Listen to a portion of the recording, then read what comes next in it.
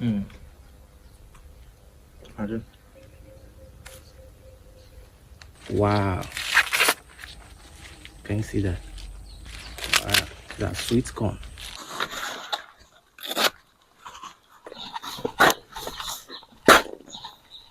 Corn is ready. We just harvested them. You can see. We cut off. Can actually serve as a good feed. When they are totally dried off, that is when you see them. You can see this one just bent over. So they get weak. The leaf stalk will get weak and then fold over. About to actually cover the base of our bananas and plantain. It's going to help in moisture retention since we're in a drought season.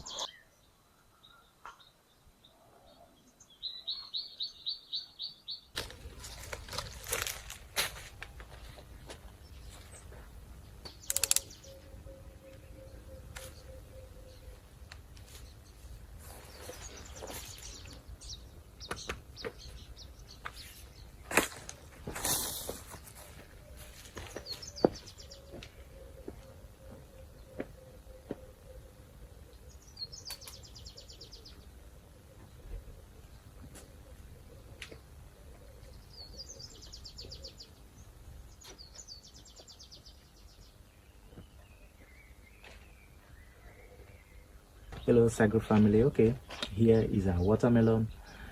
Even though our watermelon is quite small, the rain cut short the growth. Today is December 8th and the rain is no more because the rain cut short and the growth stopped. So this is our watermelon.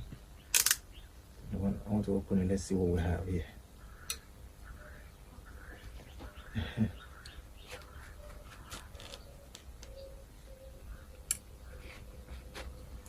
Oh. Wow, can you see? This is wonderful. mm. Mm. Imagine.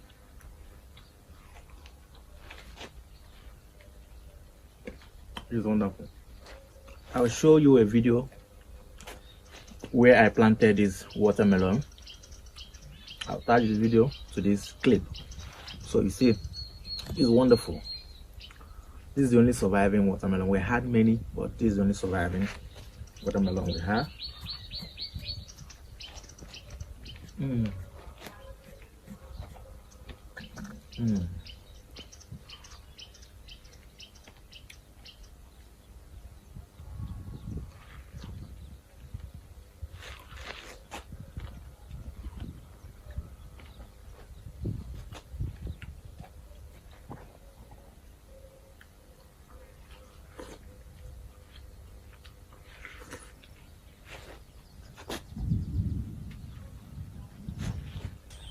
Yeah. Okay, you all know our corn is ready for harvest. So you can see that we planted our corn sometime in I think September or August. Probably in September we did plant our corn when people were already harvesting their corn for the season. You can see they are ready for harvest. So we're going to harvest just one and then we'll see how it appears, probably if it's ripe, and I believe they are ripe already. So let's harvest.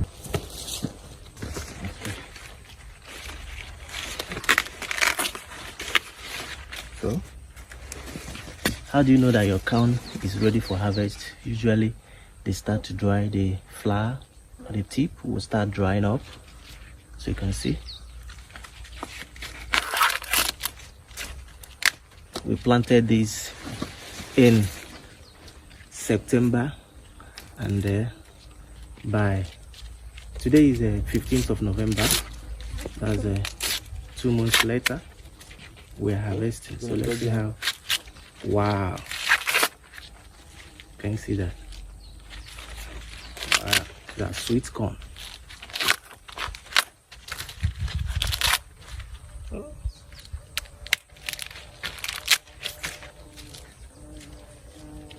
So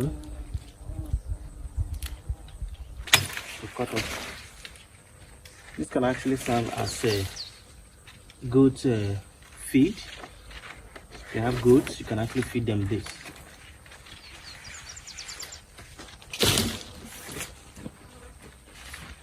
These ones are not ripe yet, you can see. Not yet ripe.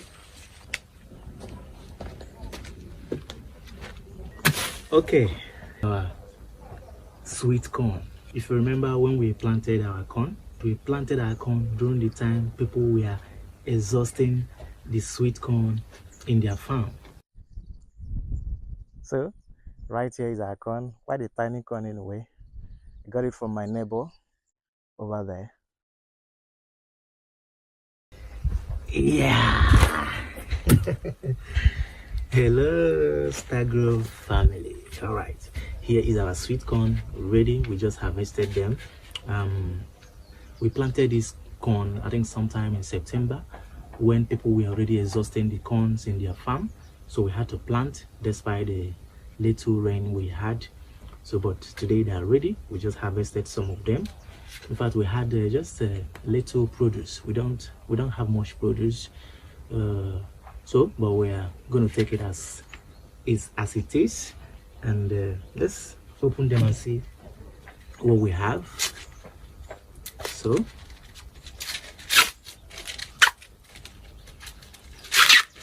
all right, wow, this is nice.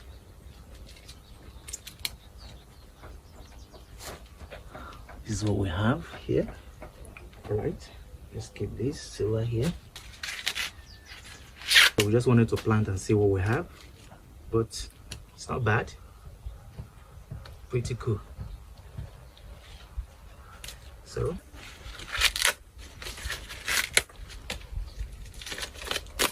wow, so this is it. We're going to prepare them.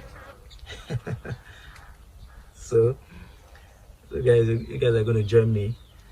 We're going to devour this one, but we're going to save some of them for the next planting season. I don't have much corn left. In fact, I think this is the last one I just harvested, so I'm going to save one of these for the next planting season. Maybe this or this for the next planting season, or even this one. I think this one is the best. This is the best. I'm going to eat this one, me personally. So I'm going to save some of this for next planting season. So guys, at least we have something.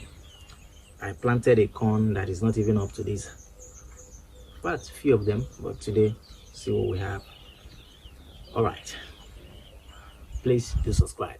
Thank you.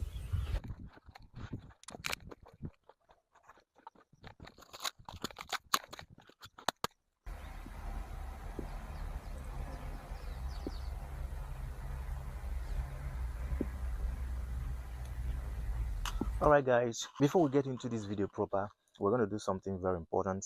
We've done it before and I've been preaching about it. We're going to trim some of the dry leaves we have on our plant. Like I said, you have to trim when they are dry because we're in a drought season.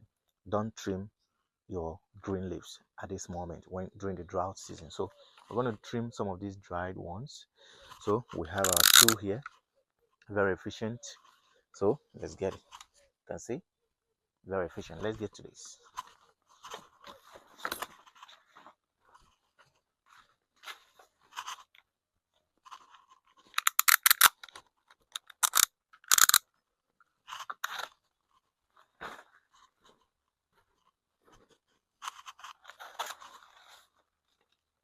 You can see these ones are dried up.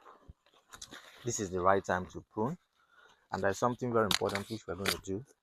We're going to trim and then drop at the base of the banana to also help in moisture retention. This is what we call mulching.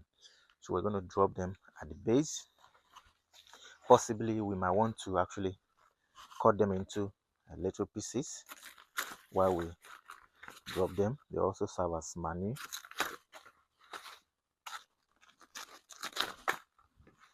So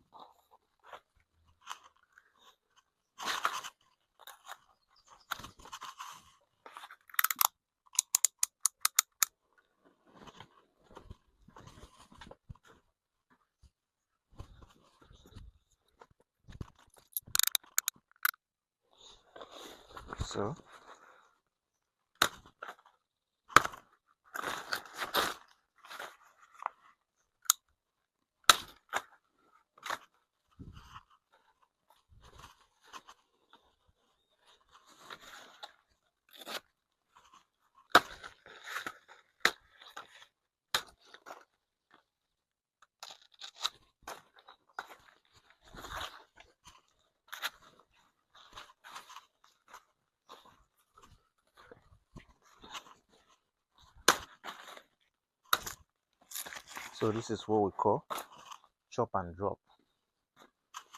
So when they are not fully dried up in this manner, you might want to cut it into half. I want to cut it into half. So likewise this one.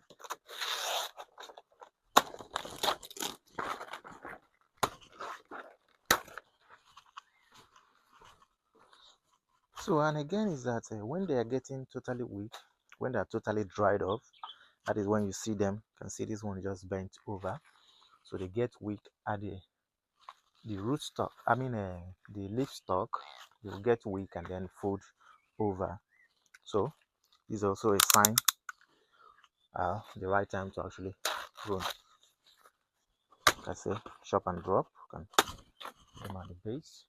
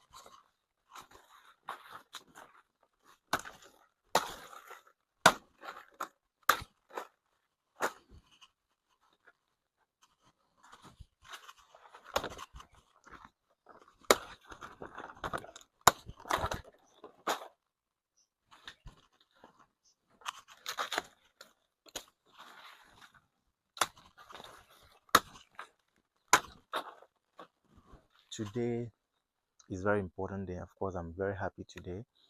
For the first time in about 4 weeks, we had rain last night, and I quickly rushed down to my farm to see if actually the rain got to my farm.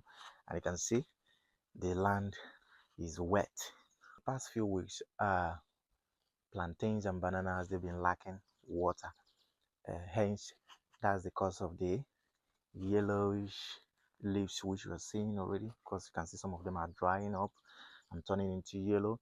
And I made a video the last time I said this is not the right time to prune because we're already getting into drought season, so you must leave some leaves for them to actually utilize the water trapped. But luckily for us, we had rain yesterday, so we want to do something very important so as to maintain the moisture in the soil. We're going to actually heap some sands, just a few of them, at the base of the banana, the plantains, so as to enhance water retention or moisture retention throughout the drought season. So if you do this, your bananas and plantain will do well. So we're going to heap the wet soil on the base so as to enhance water retention, like I say. So without wasting much of our time, let's get to this video. And before the end of the video, I will show you some of the things I observed this couple of weeks. I'm going to bring that to your notice, and then let's get to the video.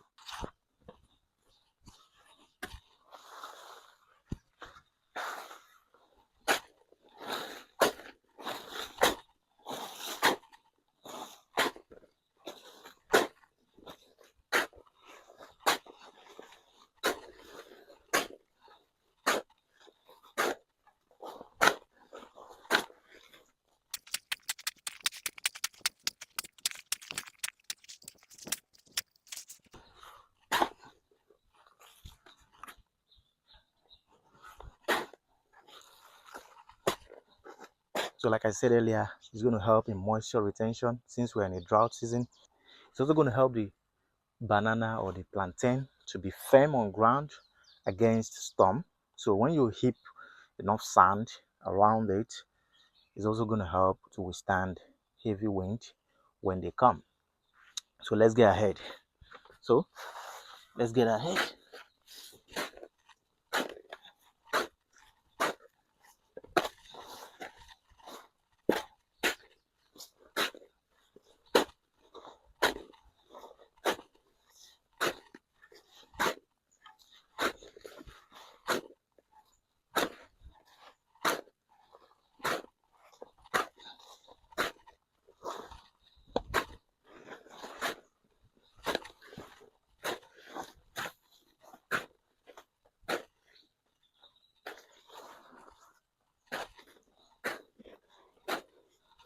So what will happen is that the root system will begin to find their way to this heap of sand to actually extract enough moisture and nutrients. So the root system will now come up over here and form a very big cluster.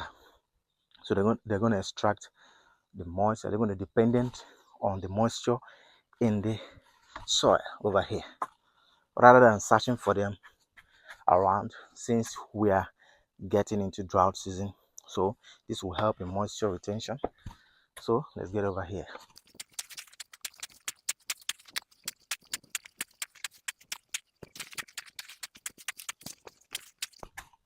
And again, I actually observed something. Even though yesterday's rain wasn't that much, it was able to actually penetrate the soil. I think we have about 6 inches deep. Of course, it was able to penetrate about 6 inches into the soil. So, but that's okay. That's very much okay. It won't take time before they evaporate and dry up. So, but it's advisable you do this to help in moisture retention.